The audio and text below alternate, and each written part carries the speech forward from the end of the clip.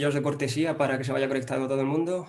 Marisol es una estudiante de doctorado, una becaria FPU, que ella estudió bioquímica originalmente y digamos que ha sido muy valiente porque, a diferencia de ser alguien que aprende a programar y se mete en el mundo de la biología, ella lo que ha hecho ha sido aprender bioquímica, ser experta en bioquímica y meterse de lleno en un grupo de investigación informático.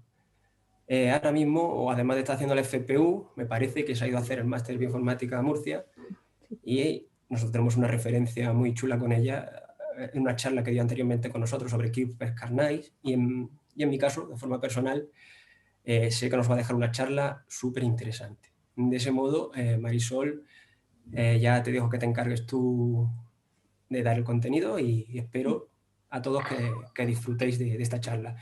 Solo recordaros que esto lo haremos el penúltimo martes de cada mes, para que no se olvide. Así que, Marisol, adelante. Pues nada, Adri, muchas gracias por la presentación. Bueno, pues como ha dicho, pues soy estudiante de doctorado de Tecnología de la Información y la Comunicación con especialidad en bioinformática y bueno, vengo un poco a hablar de mi libro.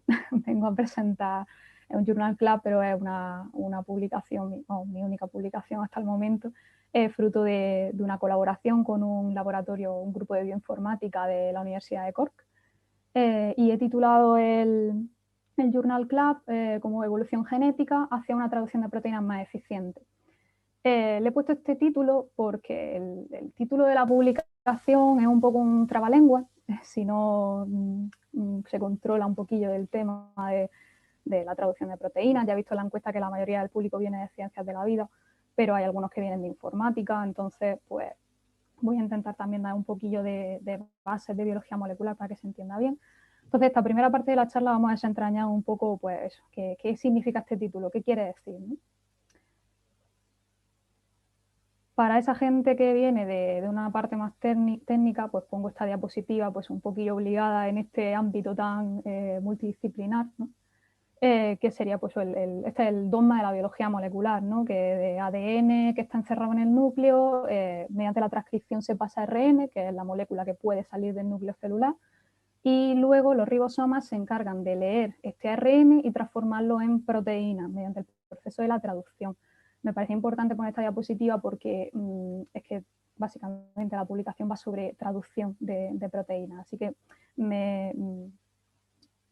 quería que se quedara bien claro este bigger picture, ¿no? Para quien no viniera de ciencias de la vida. Bueno, vamos a hablar del leaky scanning, ¿vale? El leaky scanning forma parte de la traducción de proteínas. Aquí tendríamos un ARN mensajero, ¿vale?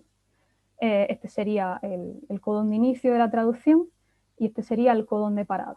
Lo que hay en medio sería la secuencia codificante. Esta es la secuencia de ARN que codifica para proteínas. Lo que hay antes y lo que hay después son regiones no traducidas, que se conocen como regiones UTR, ¿no? Por las siglas en inglés. El ribosoma vendría leyendo en dirección 5' a 3' y va escaneando, o sea, de aquí la parte del scanning, ¿no? Escanea la subunidad pequeña del ribosoma, la subunidad 40S, y separa ahí donde encuentra un codón de iniciación, ¿no? Una vez separa, se ensambla la subunidad grande del ribosoma y comenzaría lo que sería la traducción de proteínas, ¿no? La traducción de proteínas es pues, una sucesión de aminoácidos, ¿no? Se añadiría el primer aminoácido del primer codón y luego este ribosoma se va moviendo de 3 en 3 posiciones. Tiene una periodicidad de 3 en 3, que por cada 3 nucleótidos o un codón, que es lo mismo, se va añadiendo un aminoácido, ¿no? Así se va añadiendo uno a uno hasta llegar al codón de parada, que ya señaliza que pues, la traducción ha terminado y esa cadena de aminoácidos que se ha generado ya sería bueno, una proteína, la cual pues, adoptaría su conformación estructural y ya pues, sería pues, una estructura funcional como tal en la célula, ¿no? Pero claro, el scanning aquí como es leaky, o sea, es posible que este escaneo no se haga del todo bien. Entonces, es posible que el ribosoma venga escaneando, se salte el primer codón y se enganche en uno que esté dentro de la secuencia codificante. Entonces aquí se ensamblaría la subunidad grande del ribosoma, y bueno, pues se daría la traducción desde aquí, desde este punto, lo cual daría lugar a una proteína más corta que la anterior, ¿no? Vemos aquí, pues a la proteína pues le faltaría un extremo, le faltaría un cacho. La proteína entonces sería truncada o incluso podría ser aberrante. He hablado antes de la periodicidad de la traducción, de que el ribosoma va leyendo de 3 en 3. Es posible, si se salta esta periodicidad, si se mueve una o dos posiciones, ya no lee en la misma fase que debería estar leyendo. Entonces la proteína es totalmente aberrante y esto a la célula no le interesa para nada porque estaría malgastando recursos tontamente, porque estaría generando una proteína que no se parece en nada a la proteína que se debería que estar generando. Entonces, ¿qué es lo que determina que el ribosoma se una a un codón de inicio o se lo salte? Pues es la secuencia Kozak, descubierta por Marilyn Kozak. La secuencia Kozak es la que rodea al codón de inicio, es la secuencia que hay inmediatamente antes e inmediatamente después. La secuencia Kozak concretamente es una secuencia fuerte, una secuencia que hace que el ribosoma se una bien al codón de inicio. Se descubrió porque es una secuencia consenso. Si se alinean todos los genes codificantes por el codón de inicio y se ve la conservación de posición, pues aquí vemos que esta posición está muy conservada, sobre todo adenina y guanina. En esta posición la -1 lo conservado en una citosina, aquí lo conservado en una guanina. Entonces, de este modo, con este sequence logo, que es una forma de representar la conservación de secuencias, al final, pues lo que podemos sacar eso es una secuencia a consenso, es la secuencia que tiene la mayoría de los genes cerca de su codón de inicio, la cual hace que el ribosoma se una ahí y no se una en otro sitio. Pero que esto sea una secuencia con consenso no implica que todos los genes la tengan. Entonces es posible que haya genes que tengan un contexto de iniciación de la traducción débil. Aquí, por ejemplo, el contexto fuerte, el de la secuencia Kozak, en la posición -3 tiene una adenina o una guanina y en la posición +4 tiene una guanina.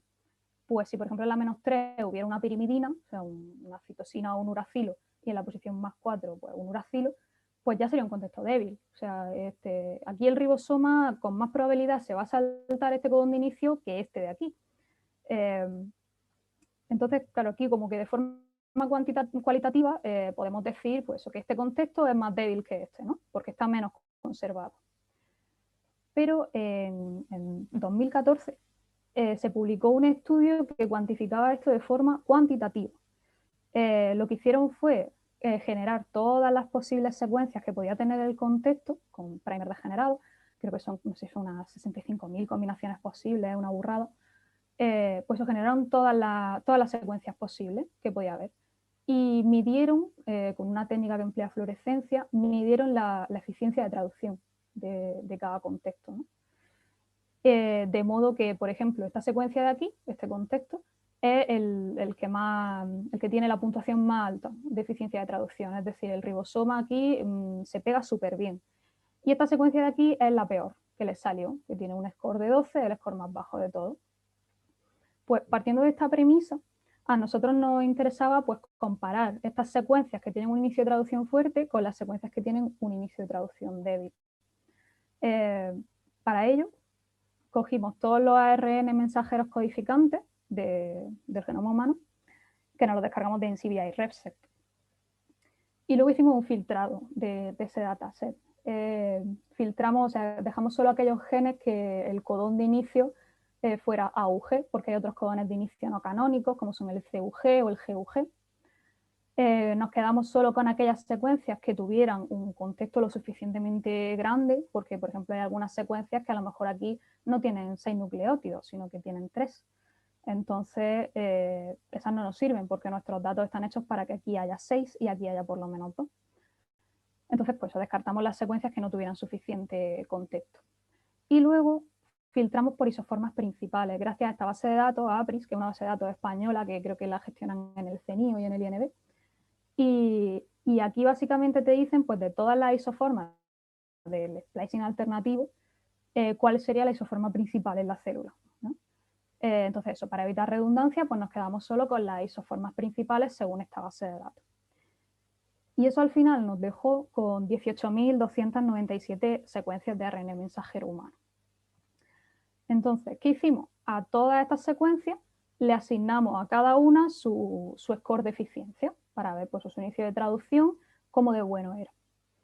De este modo, nos interesaba mirar pues, las más fuertes y las más débiles, las que mejor inicio tuvieran y las que peor inicio tuvieran. Entonces nos quedamos con el top 10%, que son el dataset que tiene un contexto fuerte, y con el bottom 10%, que es el dataset que tiene un contexto débil de traducción. Entonces, la hipótesis principal, como he dicho, básicamente todo el artículo va de comparar fuerte versus débil, a ver si hay diferencia alguna en la secuencia. ¿Por qué? Porque en el conjunto fuerte asumimos que los ribosomas se van a pegar en el inicio de traducción, en el que deben pegarse, ¿no? Y van a empezar la traducción ahí. De modo que si hay otro codón de inicio después, no se va a usar, porque el ribosoma se va a pegar bien ahí. Mientras que las secuencias débiles, los ribosomas, pues bueno, se pegarán al inicio de traducción porque por algo está anotado como el inicio de traducción, ¿no?, de proteína, pero también habrá ribosomas que se lo salten y se peguen en el siguiente. O sea que estos codones de iniciación que están aquí abajo, pues pueden ser funcionales. Y si son funcionales, están preparados de alguna manera. Nos hicimos varias preguntas. Por ejemplo, estos codones, si se van a usar como traducción, o sea, para empezar aquí la traducción, tienen la secuencia Kozak, están en fase con el primero, a qué distancia están, ¿no? O sea, aquí esperamos que estos codones estén preparados, en cierto modo, mientras que estos no tienen por qué estar preparados para nada, porque no se van a utilizar. Entonces, la hipótesis principal sería pues, que la secuencia codificante, es decir, esta de aquí, la gris, coevoluciona con el contexto de iniciación de la traducción. Es decir, si el contexto de inicio es débil, esperamos que aquí haya un tipo de selección evolutiva, mientras que si el contexto es fuerte, no esperamos que haya ningún tipo de selección. Entonces ahora volvemos a lo que es el título de la publicación y creo que ahora sí se puede entender un poquito mejor, porque viene a decir que que la iniciación de la traducción aguas abajo de los codones de inicio anotados coevolucionan con el contexto Kozak. O sea que creo que más o menos esto a modo de introducción ya se puede entender pues, de qué va el artículo. Y ahora voy a pasar a explicar pues, todos los análisis que hicimos y eso, todas las hipótesis que tuvimos y cómo se fueron contestando. El primer paso fue un análisis de secuencias. Ya he dicho pues, que hicimos nuestro dataset con las secuencias de ARN que nos descargamos de RefSeq, de ARN de Homo sapiens, ¿no?, de humanos.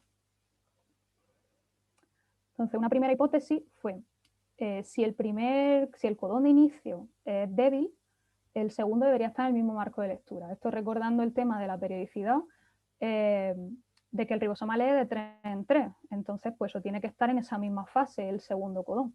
Porque si no está en esa fase, si el segundo codón está desfasado, la proteína que va a salir va a ser totalmente aberrante. Y a la célula eso no le interesa a nivel de recursos.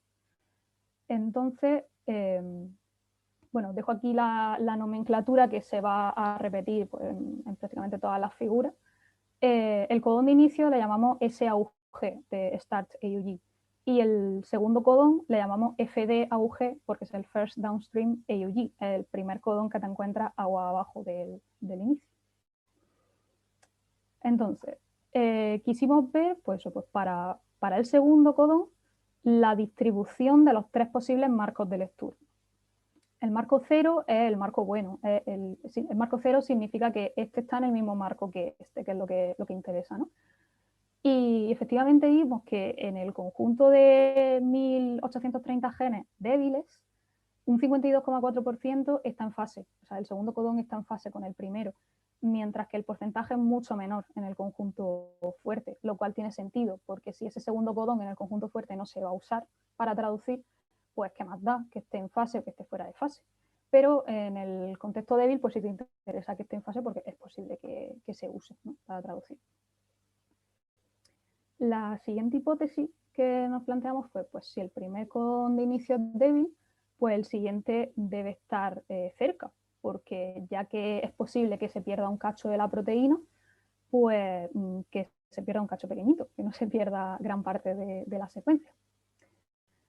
Entonces, aquí lo que hicimos fue pues, representar la distribución de la distancia que hay entre el primer codón y el segundo. Entonces, cuando el segundo codón está en el mismo marco de lectura que el primero, lo llamamos frame zero, la distribución de distancia en el conjunto débil está desplazada hacia la izquierda. Es decir, la distancia entre el primero y el segundo es más corta si el primero es débil, que era lo que, vamos, la hipótesis que teníamos. Sin embargo, cuando el segundo codón está fuera de fase, como no se va a utilizar porque no interesa traducir una proteína aberrante, pues no apenas hay diferencia significativa entre fuerte y débil, ¿no? Aquí la diferencia sí que es estadísticamente significativa, pero aquí, vamos, según el umbral que pongas de valor P, esto te parece significativo o no, pero bueno, en este caso pues no lo consideramos significativo, esto por lo menos es de 3 órdenes menos. Y la siguiente parte de la hipótesis es que, que si el primero es débil, el siguiente en fase debe ser más fuerte. Obviamente, si el ribosoma se salta el primer codón, te interesa que se enganche en el segundo y no en el tercero o en el cuarto. Te interesa que el segundo esté ahí, tenga un buen contexto, que esté en fase para que la traducción empiece cuanto antes. Entonces, a la hora de representar la eficiencia de traducción de ese segundo codón, vimos también que cuando el segundo codón está en fase, la distribución de eficiencia está desplazada hacia la derecha, es decir, en el conjunto débil.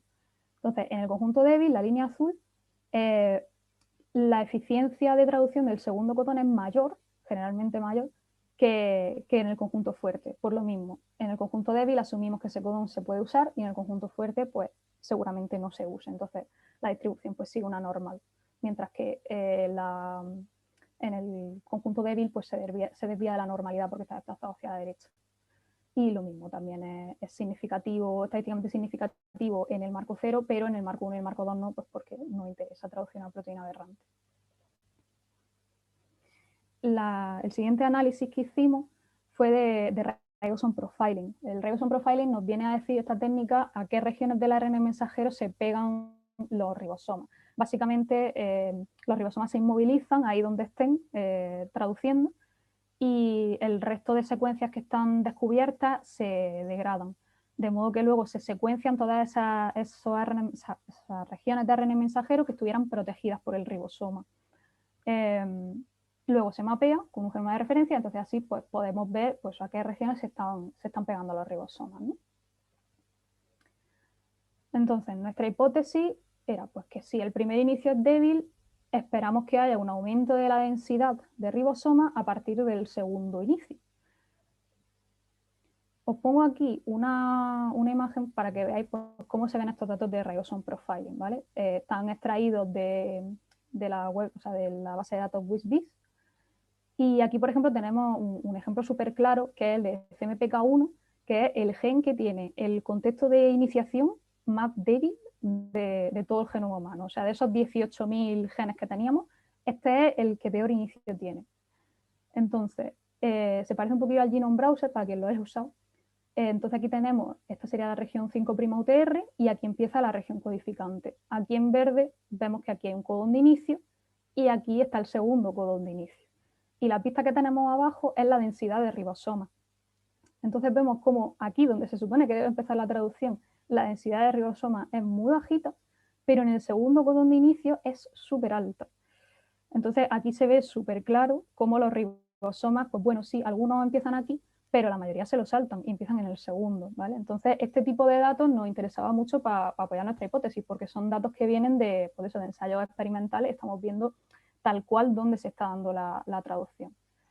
¿Qué pasa? Bueno, que esto es solo un gen. A nosotros nos interesa comparar pues, nuestro dataset de 1.800 genes fuertes versus 1.800 genes débiles. Entonces, para eso hicimos un agregado de las densidades del ribosome profiling, pues para comparar eso, si había algún cambio de densidad antes y después de los codones de inicio. Aquí tendríamos lo que sería el control, porque este es el primer codón de inicio. Aquí la traducción va a empezar sí o sí. Bueno, sí o sí, si es débil puede que no. Entonces, aquí se mantiene el código de colores, fuerte significa, o sea, el color rojo y débil es el color azul. Pues básicamente lo que estamos viendo en la región blanca sería la región, el codón de inicio, y las regiones amarillas son las que estamos comparando la densidad de ribosoma. Entonces, obviamente, como este es el codón de inicio, pues antes del codón de inicio y después del codón de inicio hay una diferencia significativa de densidad de ribosoma. Lo mismo pasa para el conjunto débil. Aunque sea débil, la traducción, pues en cierta manera, empieza ahí. Lo mismo, hay un cambio de densidad de ribosoma antes y después del codón de inicio. Pero lo que nos interesa es el segundo codón. ¿Se está dando traducción en el segundo codón o no?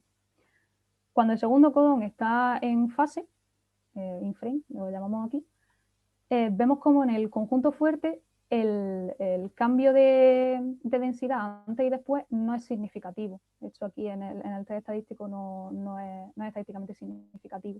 Mientras que en el conjunto débil, sí. En el conjunto débil vemos como aquí la densidad de ribosomas es menor y aquí crece un poquito y es estadísticamente significativo, con bastante potencia además.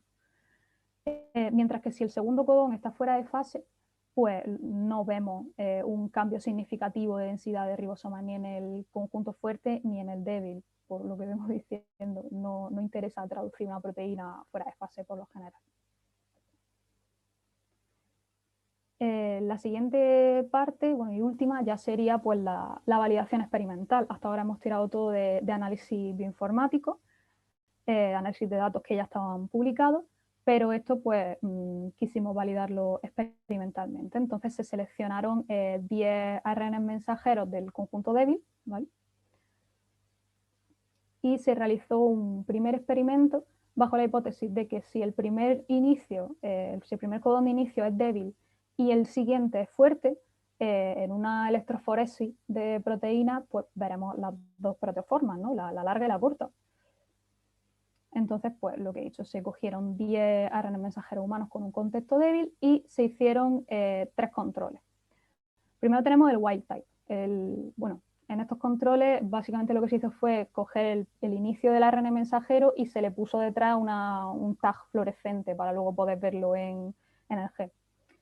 El wild type pues no se cambió, el ARN mensajero no se hizo ninguna edición, entonces pues esperamos ver dos proteoformas, esperamos ver la larga en baja concentración porque el inicio es débil y esperamos ver la corta en mayor concentración porque el ribosoma seguramente se salte el primero, se enganche en el segundo y la proteína corta pues aparezca con más frecuencia. Luego el siguiente control sería el SP. En el SP lo que se hizo fue ese contexto débil de inicio de traducción pues se hizo fuerte, o sea, se cambió a la secuencia COSAC. De modo que así forzamos que la proteoforma larga aparezca en más concentración y la proteoforma corta en menor concentración. Y el tercer control fue el FD. En el FD lo que se hizo fue eliminar el segundo codón de iniciación. En vez de ser AUG, se cambió por AUC. Entonces ya el ribosoma E no inicia. De modo que aquí solo se vería la proteoforma larga. Pues bien, esto como he dicho se hizo para 10 genes, pero me voy a centrar en este caso de aquí que es el más bonito, que se ve mucho más claro. Entonces vemos como en el wild type tenemos las dos banditas. O sea, bueno, aquí está el marcador de peso molecular con kilodalton, entonces las proteoformas más cortas están abajo porque corren más en el gel y las más largas están arriba. Entonces vemos aquí en el wild type como la larga se expresa súper poquito y la corta se expresa más porque el ribosoma se está saltando el primer codón de inicio. En la SP vemos cómo se ha invertido, porque como hemos mejorado el primer contexto, pues ahora se traduce más la primera que la segunda. Entonces, pues eso está totalmente invertido.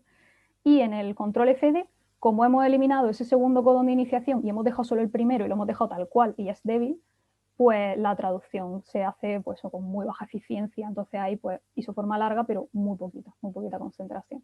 Y en general, pues en casi todos los casos pues, ocurrió lo mismo en los 10 genes. Y luego ya el último experimento partía de la hipótesis pues, ya sobre la funcionalidad que pueda tener esto, ¿no? el que de un ARN mensajero surjan dos proteínas. Entonces, generar dos proteínas de un mismo ARN mensajero puede ser funcional para la célula. ¿Por qué? Esta hipótesis está fundamentada por los péptidos señal. Los péptidos señal son unas secuencias al inicio de las proteínas, en el extremo N-terminal, que en algunas proteínas le indica a qué sitio de la célula deben ir, si deben quedarse en el núcleo, si deben ir al citosol, si se deben expulsar de la célula. Entonces, claro, si con este leaky scanning, si el ribosoma se está enganchando en un codón más tarde, la proteína sale más corta, está perdiendo precisamente ese extremo N-terminal. O sea que es posible que esa proteína, pues la isoforma larga vaya a un sitio, la isoforma corta vaya a otro sitio en la célula. Y eso puede ser beneficioso, incluso puede ser funcional para la célula. Entonces, para ello, pues se hizo este experimento de coger pues, una de las 10 proteínas que habíamos probado en el experimento de antes, la LIMCA1. Lo que he dicho antes, se le puso un tag fluorescente, entonces aquí se puede ver en un microscopio de fluorescencia. Básicamente se metió en un plámido, se hizo una transfección a los cultivos celulares y luego pues, estos cultivos se observaron al microscopio de fluorescencia. Entonces aquí se ve como la proteoforma larga, esta es la larga, en color rojo se localiza en los contactos entre células. Aquí, bueno, lo que se ve así en turquesa es la alfa-tubulina, que es una proteína del citoesqueleto celular, entonces así te indica más o menos lo que es la forma de las células, ¿no? Los circuitos estos negros serían los núcleos. Entonces vemos como LINCA1, la proteoforma larga, se localiza en los contactos celulares, mientras que la proteoforma corta está claramente en el citosol.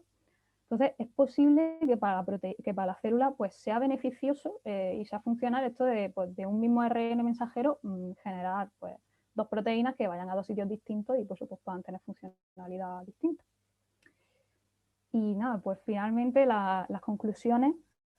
La primera sería pues, que existe una selección evolutiva sobre los segundos codones de iniciación cuando los primeros no son óptimos, y que la pluralidad del inicio de la traducción en un mismo ARN mensajero podría ser funcional en humanos, en eucariotas.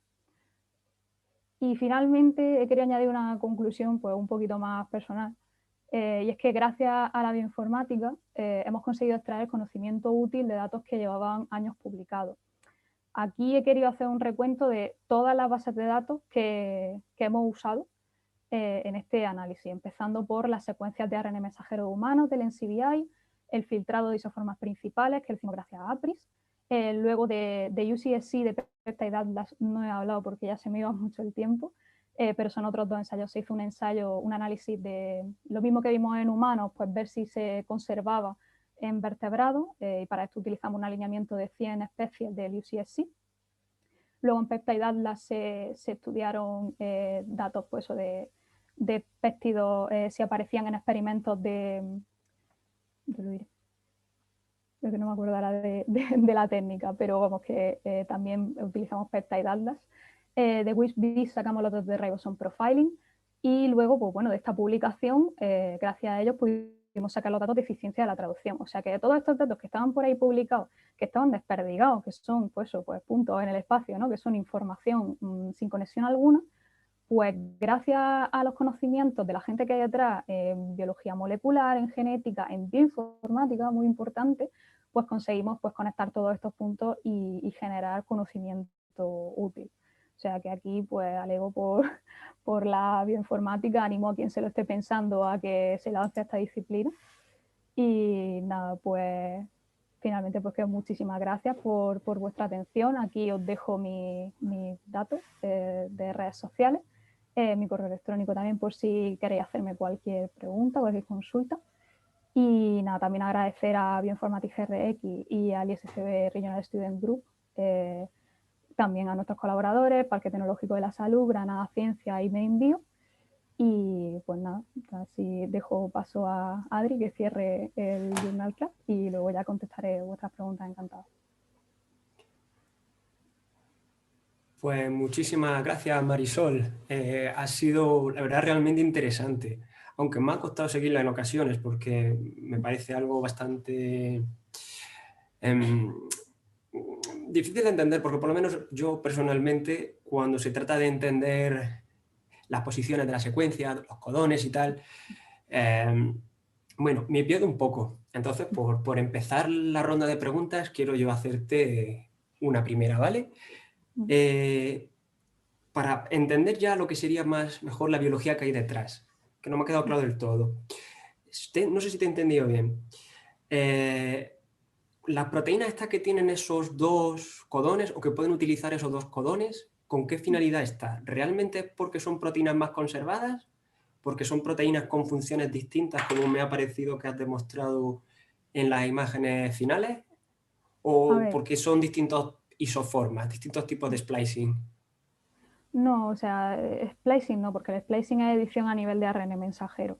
Entonces, se le llama, en vez de isoformas, se le llama proteoformas por eso, porque son, pues, son isoformas, pero son isoformas de traducción. Entonces, en la traducción, o sea, en la proteoforma puede cambiar lo más seguro la localización. Lo que es la función, no, porque, por ejemplo, si es una enzima, la región catalítica, vamos, si está al principio y justo ese cacho es el que corta, pues cambia demasiado. Por lo general, solo hicimos el experimento con ese gen, con LIMK1, y el dominio quinasa lo tiene, creo que por el centro de la secuencia. O sea que ahí lo que pierde es el extremo N-terminal, que es el péptido señal en esa secuencia en concreto.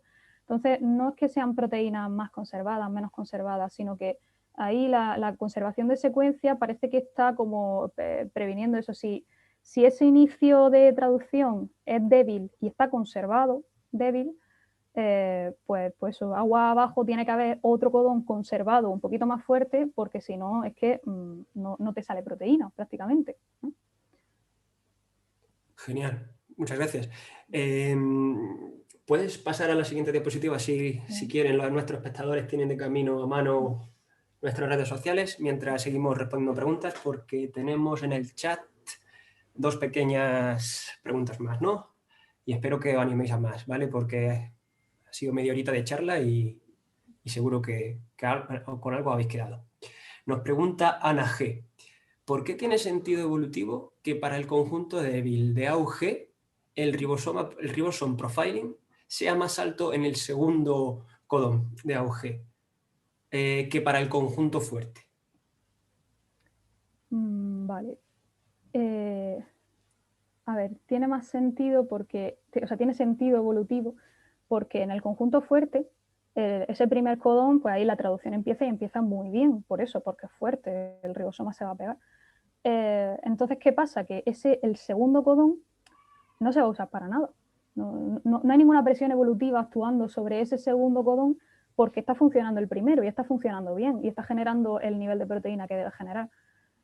Mientras que en el conjunto débil, ese primer codón con mucha frecuencia puede fallar, el ribosoma se lo puede saltar. Entonces, el segundo, de algún modo, tiene que estar preparado. Entonces, en el ribosome profiling se ve como ese segundo codón está captando esos ribosomas que se han saltado al primero. De acuerdo, espero que eso haya respondido a la pregunta. Nos pregunta a continuación Carlos Martí si sabes por qué los contextos fuertes tienen mucha más representación de codones downstream en fase +1. Una representación. A ver, ¿puedes repetir la pregunta? ¿Por qué los contextos fuertes tienen mucha más representación de codones en downstream, ¿no? Codones downstream Sí. en fase +1. Vale. Esa pregunta también nos la hicimos nosotros de por qué la fase +1 está enriquecida y además es que la fase 2 está como súper empobrecida. De hecho, tanto en el conjunto fuerte como en el débil apenas hay codones de inicio en fase 2. Entonces, no es que la fase 1 esté enriquecida, sino eso, que es la fase 2 la que está empobrecida, ¿no? En realidad, lo que nosotros esperábamos era un 33% de cada uno, porque si no hay selección ninguna, pues esperamos 33% fase 0, 33% fase 1, 33% fase 2. ¿Qué pasa? Que la fase 2, los codones de inicio hay una selección negativa frente a ellos, porque es que es difícil de explicar sin un ejemplo, pero un codón, o sea, un AUG en fase 2, si le sigue una adenina, se transforma en un UGA en fase 0. O sea, es decir, que un UGA es un codón de stop. Y los codones de stop en la secuencia codificante no pueden estar, porque la secuencia codificante va de su inicio a su fin. Si metes un codón de stop por en medio, la secuencia codificante te la estás cargando, porque la estás cortando antes de tiempo. Entonces, por eso, como un codón de inicio en fase 2 se transforma muy fácilmente en un codón de stop en fase 0, y eso, hay una selección negativa frente a ello, por eso los codones de inicio en fase 2 están en el conjunto fuerte y en el débil. Están en mucha menos frecuencia y por eso en el fuerte se ha enriquecido la fase 1, mientras que en el débil se ha enriquecido la fase 0, que era lo que esperábamos. Eso a mí me resulta muy interesante, ¿no? Cómo la naturaleza ha podido hacer que 3 letritas sean tan similares entre sí y tengan efectos funcionales tan catastróficos, ¿no? Ese pequeño cambio. Sí, es que La es a verdad, nivel de secuencia totalmente. muy, muy interesante. Nos pregunta Fernando Pozo. Buenas, Fernando. Espero que todo vaya bien. Que si habéis llegado a estimar cuántos genes tienen proteoformas funcionales.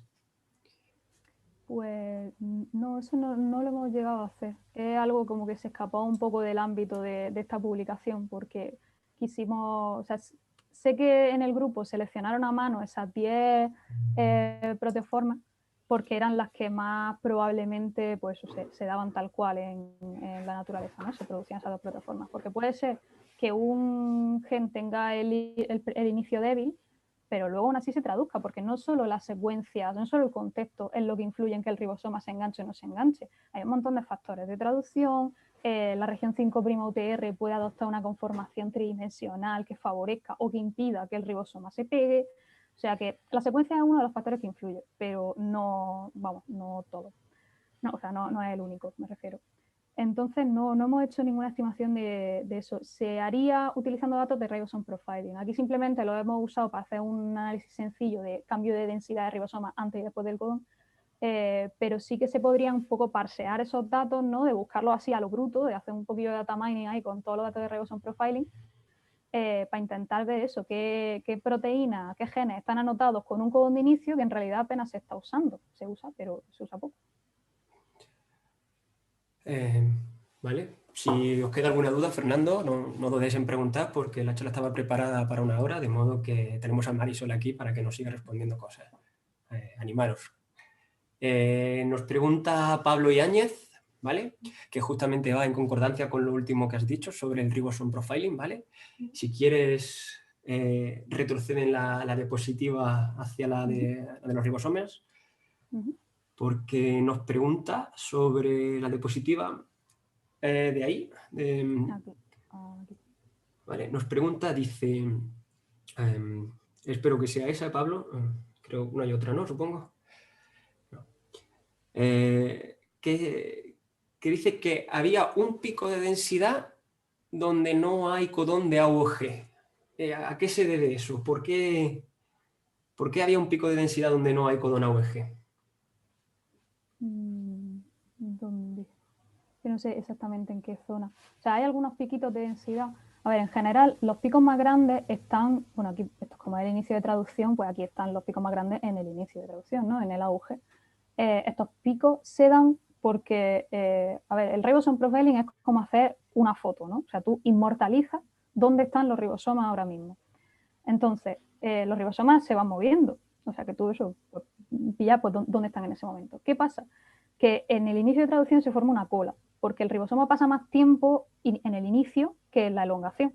Entonces, en el inicio pues se tiene que poner, se tiene que ensamblar, se le tienen que unir todos los factores y entonces arranca, ¿no? Por eso ahí es más lentito. Como es más lento, vas a encontrar más ribosomas ahí. Simplemente por eso, hay más porque el proceso es más lento, entonces con más frecuencia aparecen ahí. Si hablas de algún otro pico que esté ya en región codificante, o sea, en región de elongación, no veo así ninguno claro ahora mismo. Los únicos que salen aquí son pues, los del segundo codón, ¿no? Porque si estamos asumiendo que hay un poquito de traducción, pues vemos aquí los picos. Pero Marisol, eso se... perdona que te pare. Es que dice Pablo que se refiere al plot de arriba. ¿Qué es de el arriba. piquito de en medio? El piquito de en medio, vale. A ver, en medio aquí no hay un codón de iniciación, pero es que los ribosomas no solo se paran en los codones de inicio. Pueden pasar otras muchas cosas. O sea, puede pasar eso, que haya alguna estructura tridimensional en el ARN mensajero, entonces cree como una cola de ribosomas. Aquí exactamente no sé qué está pasando. Pero es verdad que esta señal es como muy parecida a esta, que se supone que esta es de inicio. Pero ya os digo, hay una... O sea, esta no sé qué puede ser. Es posible que haya ahí pues, una estructura tridimensional que esté causando los ribosomas. Esta técnica de ribosome profiling mide pues, todos los ribosomas estén donde estén iniciando, estén elongando. Creo que hay otra técnica, o sea, una modificación de la técnica que permite ver solo los ribosomas iniciadores. porque no sé exactamente cómo es la modificación de la técnica, pero solo se ven aquellos que están iniciando. Entonces ahí pues sí que sabes qué significa cada pico, porque ahí los picos significan que el ribosoma está iniciando. Aquí puede estar iniciando, puede estar elongando. El pico va a ser más grande si está iniciando. Si tenéis más dudas sobre esto, os recomiendo que vayáis al buscador de WishBiz, porque ya digo, es muy similar a la hora de usarlo como el Genome Browser. Tú pones cualquier gen y ahí ya pues te salen las calles, ¿no? Te sale la pista de Ribosome Profiling de elongadores y de iniciadores, por si tenéis curiosidad de algún gen ver esto. O si no, pues de los que hemos visto de los 10 de la validación experimental, como son 10 débiles, todos estos 10 genes, pues aquí podéis buscar cualquiera de estos pues para ver la señal de Ribosome Profiling. Yo ahí he enseñado el de CMPK1, este de aquí, pero vamos que podéis buscar los demás a ver si el Ribosome Profiling, a ver si encontráis algo interesante. Genial, creo que eso era la última pregunta. Ana, salvo que alguien tenga alguna duda más, me parece que en principio, Marisol, esto bueno, la verdad que resulta súper interesante cómo entender que una sola proteína pues, con sus varias formas realmente llegan a tener esas implicaciones. Realmente uno se tira de los pelos porque dice, Dios, otro nivel más de complejidad, ya no solo se trata de la secuencia, sino de cuándo decide la célula en la secuencia. Una última pregunta justo que nos acaban de hacer. Dice Carlos Martí, los codones de inicio alternativos al AUG que comentabas en la introducción, ¿tienen contexto Cossack fuerte? ¿O qué es lo que determina que se usen como inicio? Vale. A ver, lo que determina que se usan como inicio es posible que esté fomentado porque tenga un contexto Cossack fuerte, pero lo que les pasa es que se parecen mucho al AUG. O sea, en el ribosoma se une a un codón, ¿no? Se une a 3 nucleótidos y el de inicio es AUG. Pero se sabe que de esos 3 nucleótidos los más importantes, los más determinantes son los 2 últimos, el UG. Entonces, por eso, tanto AUG como CUG o como GUG pueden funcionar como codón de inicio. Incluso creo que UC creo que también, pero creo que es el menos frecuente. Entonces, es eso. Primero, el que se usen como inicio esos codones alternativos no canónicos, pues sería por eso, por lo que se parecen al AUG. Y es posible, no lo sé a ciencia cierta, pero es posible que esté fomentado por una secuencia Cossack fuerte, porque si están esos, o sea, si se parece al AUG y además tiene un contexto buenísimo, pues el ribosoma a lo mejor pues pasa por alto, que no empiece el codón por A, ¿no? Entonces es posible, la verdad es que no me lo he preguntado, no lo hemos visto en este estudio, pero es una pregunta bastante interesante. Genial, espero que haya resuelto tu duda, Carlos. ¿Alguna última? Estáis a tiempo. Si no, os he dejado... Pasa si puedes a la última diapositiva, Marisol. Os he dejado en el chat de YouTube un pequeño enlace para que rellenéis una pequeña encuesta, la típica encuesta que solemos hacer en otras actividades de satisfacción, donde, bueno, nos digáis cuáles son vuestros gustos, qué es lo que interesa y qué os ha parecido la charla, de modo que podamos seguir mejorando y traeros mejores actividades. Igualmente, os animo desde ya a que nos escribáis si os apetece difundir vuestro trabajo, que realmente la bioinformática aún es un poco desconocida y creo que aquí en Bioinformatics GRX estamos haciendo un muy buen trabajo y especialmente ahora que hemos conseguido fusionarnos con RSG España, del cual creo que habéis conectado bastante hoy y me alegro muchísimo de veros. Sin más dilación, ahí tenéis todas nuestras redes sociales.